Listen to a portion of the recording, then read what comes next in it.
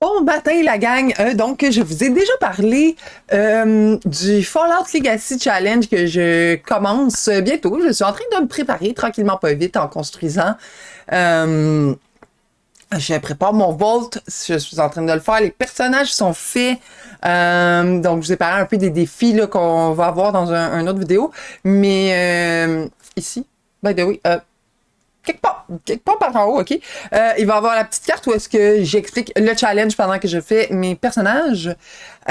Puis aujourd'hui, on commence dans la construction de l'abri dans le fond.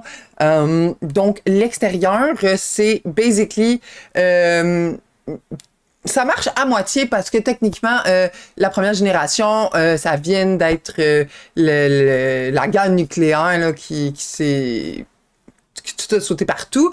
Que la première génération s'enferme dans le vault. Mais en tout cas, mon extérieur, c'est post-apo. Fait que c'est ça. Donc, je savais que je voulais que l'entrée soit comme juste une porte dans une montagne. Donc, j'ai fait juste simplement une petite boîte avec des montagnes là, autour. Puis, pour camoufler le tout, juste des roches, puis des roches, puis des roches, puis des roches. Ben du montage puis du baissage d'objets pour essayer qu'il n'y en ait pas trop qui ait l'air de flotter, mais il finit toujours par en avoir une copule qui flotte, surtout quand tu sais ceux qui ont de l'approche principale puis tu sais des petites roches. Fait que c'est ça. Beaucoup de fouillage dans le debug. Hein? On le sait que dans le debug, on peut pas vraiment rechercher la plupart du temps. Fait que là, ça, ce qu'on voit en ce moment, c'est juste moi qui garoche des choses sur le terrain pour peut-être me servir plus tard ou pas. J'ai vraiment trouvé que ça, c'était très cool. C'est l'entrée dans le fond de la montagne dans Moonwood Mill. Je voulais essayer d'utiliser ça comme entrée, mais malheureusement, ça fonctionnait pas. On va voir éventuellement, là, j'emmène des Sims pour le tester, parce que souvent, des bugs, ils peuvent quand même passer au travers comme si ça n'existait pas. Fait que je m'étais dit que peut-être ça marcherait, mais ça marche comme vraiment pas. Puis j'étais un petit peu déçue. Donc c'est ça, il y a, comme j'ai dit, beaucoup de gossage dans le debug, vu que j'avais fait aussi du terrain tool, là, des montagnes et tout. En fait, c'est vraiment difficile de placer les trucs pour qu'ils soient flush au sol. C'est ça, là, j'emmène les Sims. Mais, mon Dieu, j'aurais pu couper cette partie de la vidéo, mais en tout cas, real life. Puis c'est ça marchait juste pas. C'est ça, des fois les trucs du debug, tu sais, ça passe au travers comme si ça n'existait pas, fait que je trouvais ça nice, mais ça marchait vraiment pas, fait que j'ai settled sur la petite porte loup-garou, j'aimais bien avec toutes les graphiques dessus, comme je sais que dans les loups-garous c'est let me out, mais dans ce cas-là c'est plus let me in. Donc c'est ça, on continue de placer des roches. Et c'est aussi à ce moment-là, je crois que on commence vraiment à fouiller dedans le debug. Je sais que je me rends compte que j'écris pas à la bonne place. Mon Dieu, j'aurais pu vérifier, pis comme enlever les bouts, j'ai de l'air de pas savoir qu'est-ce que je fais, mais tu sais, dans le fond, je ne sais pas qu'est-ce que je fais, fait que c'est pas trop grave. Ça me dérange pas vraiment. Fait que c'est ça, on fouille dans le debug, on sort des affaires.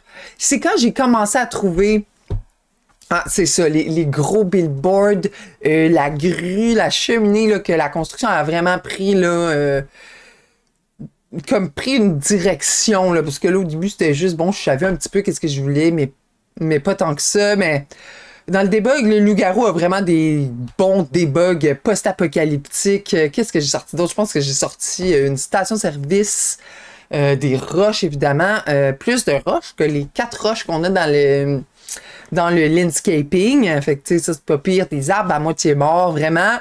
Si vous voulez faire un monde post-apo, dans les Sims, le pack de loup-garou, le debug du pack de loup-garou, c'est vraiment un must. À mon opinion, à moi. Ça, puis Eco Lifestyle aussi, il y a vraiment des bons déchets. Fait que c'est quand même pas pire. Des carcasses de chars, un peu de tout. Là. Ça, c'est vraiment un cas de... Je me laisse inspirer par ce que je trouve dans le debug, puis, tu sais, we go from there, là. Fait que, bon, c'est sûr qu'à part le plaçage... il y en a du plaçage de roche, là. Cette partie-là, celle que je voice over en ce moment, donc juste l'extérieur, le vidéo original pas speed up, il est de 1h30, c'est juste l'extérieur là, du vault, là, dans le fond. Fait que c'est du fouillage de debug. La moitié de l'heure et demie, ça doit être du fouiller dans le debug, tu sais. Fait que c'est ça. On joue avec les rushs. Je suis pas... J'ai joué à Fallout. J'ai joué à Fallout 76 avec mes amis. J'ai eu vraiment de fun. Le monde me disait souvent que... Mon chum, il me disait tout le temps qu'il avait arrêté de jouer parce que c'était trop plein de bugs. Mais moi, je joue aux Sims. Les bugs, ça me dérange pas. Pour vrai, les bugs de Fallout, c'est pas des bugs qui cassent le jeu. C'est juste des conneries. Genre des bugs visuels ou des choses comme ça. J'ai pas, moi, personnellement, vu de gros glitch, le game breaking comme on en a vu avec l'expansion For Rent semi-récemment. Fait que, en tout cas, j'ai eu vraiment beaucoup de fun à jouer avec mes amis. Comme j'ai dit, je peux pas dire que je suis pas une die-hard fan. J'ai commencé à écouter la série. J'adore l'univers post-apocalyptique et tout, ça, c'est sûr. Mais c'est ça. Je suis pas. J'aime le jeu, mais casual fan, tu sais. Fait que. Il y a peut-être des choses qui marchent pas, là, qui font moyen de sens. Il faut pas m'en vouloir, là, tu sais. Fait que, de retour à notre construction, j'ai décidé de faire un petit chemin pour mettre les autos, là, comme on voit souvent dans tous les films où il y a eu l'apocalypse, là, tous les chars en embouteillage qui essaient de se sauver, là, et whatever. Je voulais mettre une trim de toit aussi, puis finalement, ça marchait pas. Anyway. Donc, c'est ça, des meubles brisés et tout. Des déchets parce que ça fait des années que c'est abandonné. À la fin, j'ai fini par trouver cette gigantesque roche pour cacher tout le derrière de mon montagne et c'était parfait parce que pour de vrai, j'allais pas mettre 300 millions de petites roches, là. Hein? Tab mode, très pratique pour voir si quelque chose flotte quand on travaille avec beaucoup un terrain très irrégulier dans le fond, là, ça va vraiment mieux. Donc, on peut voir que j'ai commencé un petit chemin avec les petits boutons de béton, là, comme ça. J'ai un petit peu d'affaires là, qui s'empilent dans le coin. Un petit peu de lumière, de lampadaire. C'est là que je trouve la station-service. Puis je pense que c'est là que vraiment tout mon décor là, débloque. Tu sais, j'essayais de mettre des maisons au loin, mais là, ça marchait pas. C'était pas tant grand que ça. Fait que c'est comme des voitures qui ont essayé d'aller se ravitailler, qui se sont roulées dessus pis tout. Moi, j'ai toute une histoire pour ça dans ma tête, là, tu sais. Fait que c'est ça que je trouve vraiment le fun, de se laisser inspirer par les objets qu'on trouve je dis dans le debug parce que c'est ça que j'ai utilisé, mais je veux dire, ça peut être dans le catalogue régulier aussi. J'ai essayé d'utiliser les plantes aliens et aussi un peu de les pièces de corail de Island Living pour essayer de faire des genres de plantes mutantes. Écoute, je sais pas trop qu'est-ce que ça dit, mais j'haïs pas ça, fait que je les laisse de même. Puis, c'est ça, des petites plantes mutantes, des plantes... des petites plantes séchées. Puis c'est quand j'ai trouvé les roadblocks comme ça que j'ai remodifié, j'ai fait vraiment... On va le voir, là, mais c'est là que c'est devenu vraiment une scène complète, là, tu sais, mon extérieur. J'en ai mis plein, j'ai refouillé 12 fois, je pense, pour toutes les trouver. J'avais pensé à mettre des ruines, mais finalement, j'ai pas réussi à les faire vraiment bien fitter. C'est ça. Je reviens quand j'ai d'autres choses à vous dire.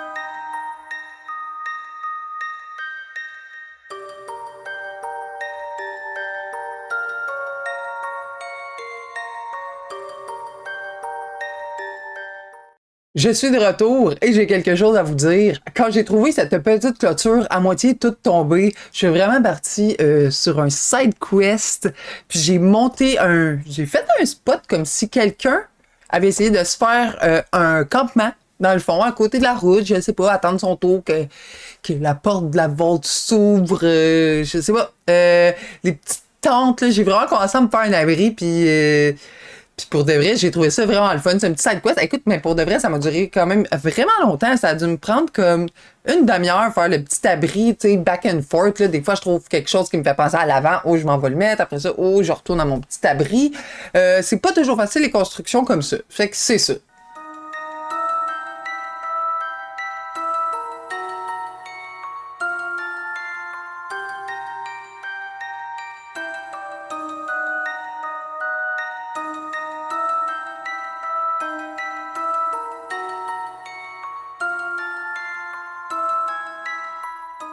Là, à un moment donné, comme je ne savais plus avec quoi remplir mon gigantesque terrain de 64 par 64, fait que j'ai juste fait une forêt, puis après ça, j'ai rempli la route de chars. De chars empilés par-dessus les autres, des qui sont partis en catastrophe, là, dans le fond, pour essayer de se mettre à l'abri.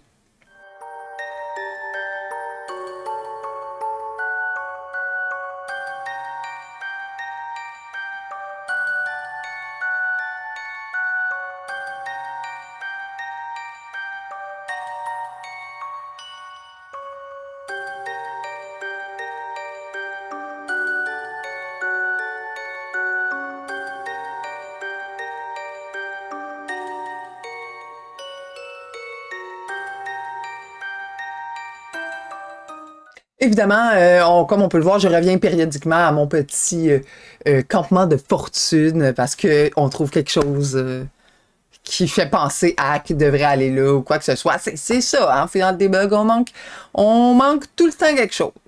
Tout le temps. C'est pas facile de trouver tout ce qu'on cherche du premier coup là-dedans.